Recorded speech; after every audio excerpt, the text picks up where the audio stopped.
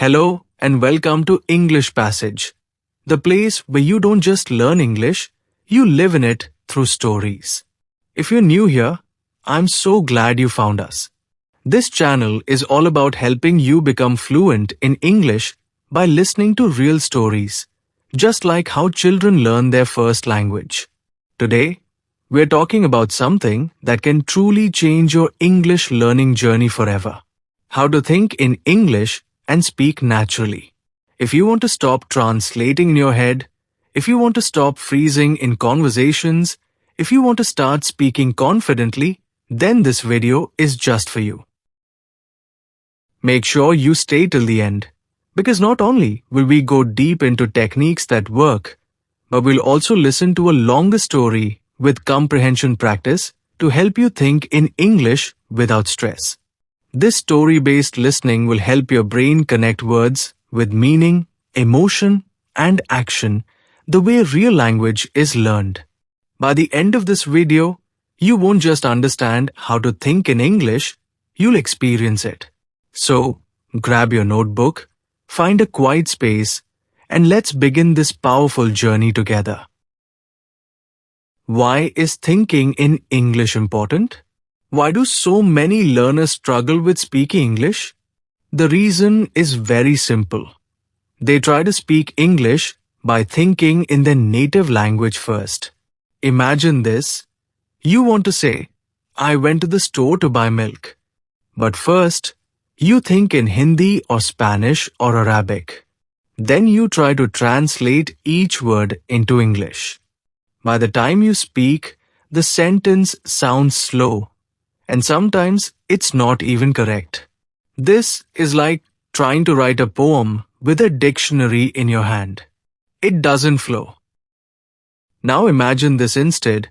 You think directly in English. I went to the store. I bought some milk. Then I came home. Smooth, simple, fluent. Thinking in English means you respond faster in conversations. You feel less nervous.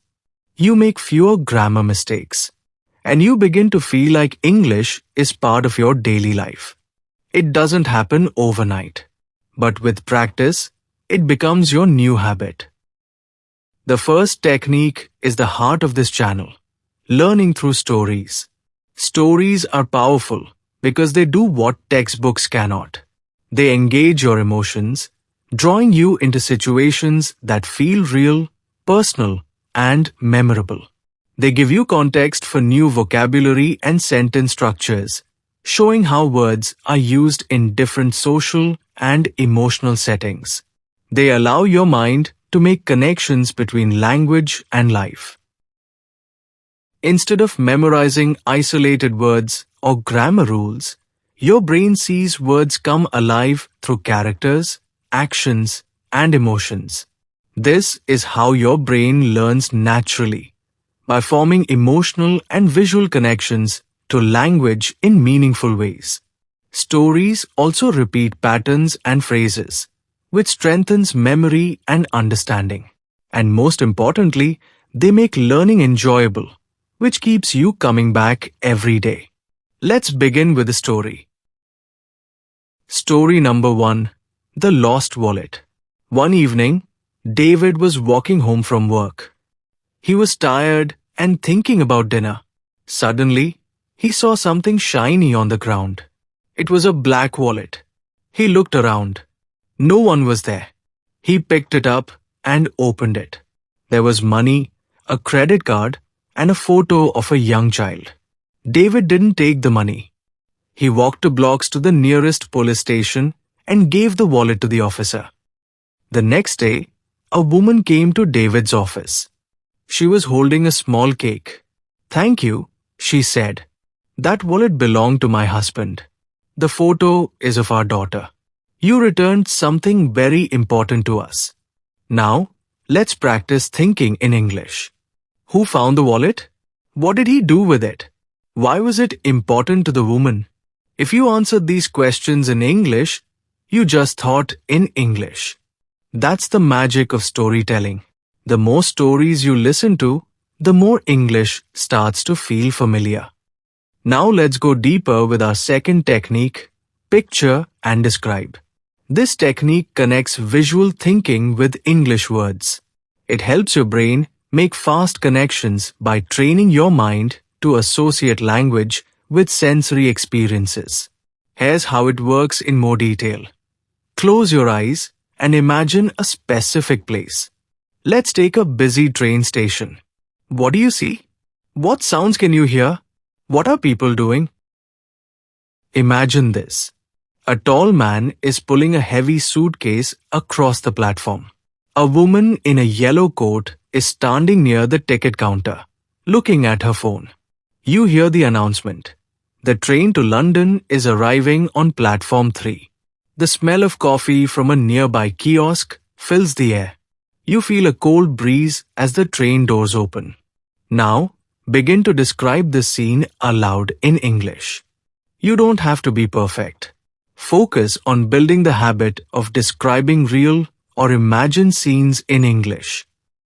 This is how you shift your internal thoughts from your native language to English, step by step.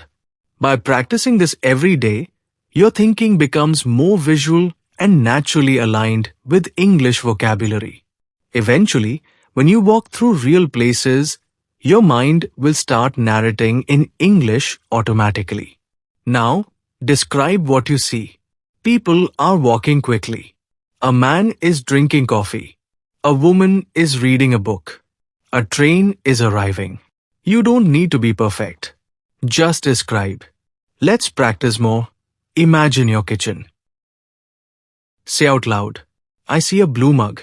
There are bananas on the table. The sink is full of dishes. Try this technique. Every morning when you wake up, describe your room. When you walk outside, describe what you see. When you eat, describe your food in English. Doing this builds a strong habit of thinking in English naturally. The third technique is very important. Speak daily without fear. Many learners wait until they feel ready to speak. But fluency doesn't come from waiting. It comes from using your voice, from practicing even when you're unsure, and from stepping outside your comfort zone. Here's the truth. You will make mistakes. Everyone does. But each mistake is not a failure. It's a lesson. It's a small step forward. Just like a child falls hundreds of times before learning to walk, you will stumble through new words and sentences before you begin to speak smoothly. Think about this. If you wait for perfection, you'll wait forever. But if you speak with courage, even imperfectly, you will grow faster than you imagined. Speaking out loud forces your brain to retrieve words, form sentences, and create real communication pathways. And the more you do it, the easier it gets. The confidence you seek is not a requirement to start. It's a result of starting. Try this daily routine. Talk to yourself. For 2 minutes, describe what you're doing. I am brushing my hair. I am wearing a red shirt. I am walking to the kitchen. Record your voice. Speak about your day. Listen and improve. Shadow native speakers. Repeat after podcasts or YouTube videos. Story number 2, Aisha's courage. Aisha was from a small town in India. She studied English for years but never spoke it. She was afraid of making mistakes. Then, one day, she joined an online group for English learners. At first, she only listened. Then she started saying 1 sentence a day. Then 2. Then 5. 3 months later, she gave a short speech in English at her university. She was nervous. But she did it. And that changed everything. Aisha didn't wait to feel confident. She practiced. And the confidence came later. Now let's do a longer story practice. Listen, understand, and answer. Before we begin, let me briefly explain why this activity is so important from a theoretical perspective. In language learning, there's a theory called Comprehensible Input by Stephen Krashen. It states that learners acquire language best when they're exposed to input that is understandable but slightly above their current level. Stories provide exactly this kind of input, rich in context, filled with emotion, and layered with vocabulary and grammar in a natural setting. Listening to stories trains your brain to pick up patterns and meanings without needing to stop and analyze every rule. Over time, your brain starts to predict structures, understand nuance, and associate sounds with meanings automatically. This is very similar to how we all learned our first language. Another concept is active recall, which means retrieving information from your brain after learning it. This makes memory stronger. That's why, after the story, I will ask you questions. Try to answer in English, even if the sentence is short or simple. Every effort you make helps build those connections.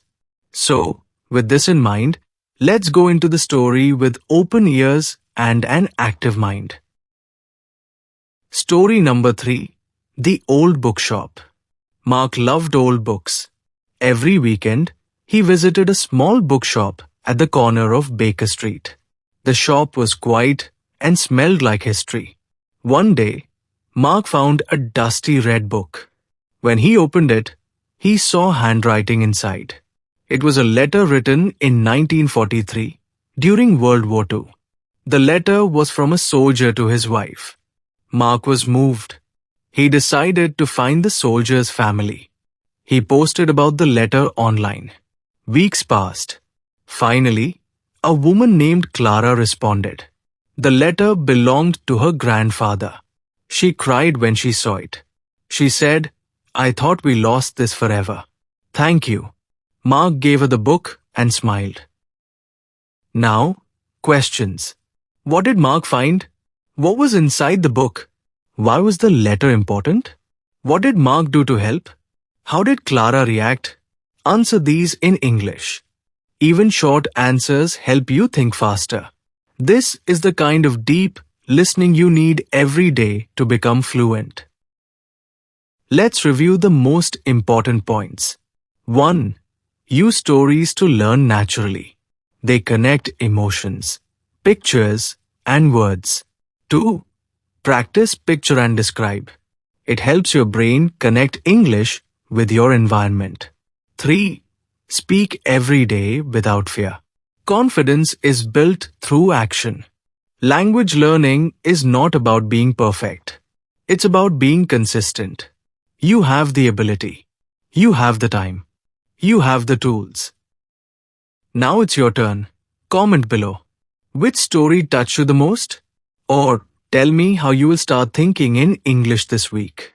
If this video helped you, please give it a like, subscribe to English Passage, and turn on the bell so you never miss our story-based English lessons. Your support helps us continue creating content that empowers language learners just like you. Remember, every story you listen to, every sentence you speak, and every moment you think in English brings you closer to true fluency. Keep going, stay curious, and trust your journey. This is English Passage. Learn English with stories. Until next time, take care and keep practicing. Keep watching. Keep reading. You learn best when you learn with stories. Until next time, happy learning. Jai Hind. Vande Matram.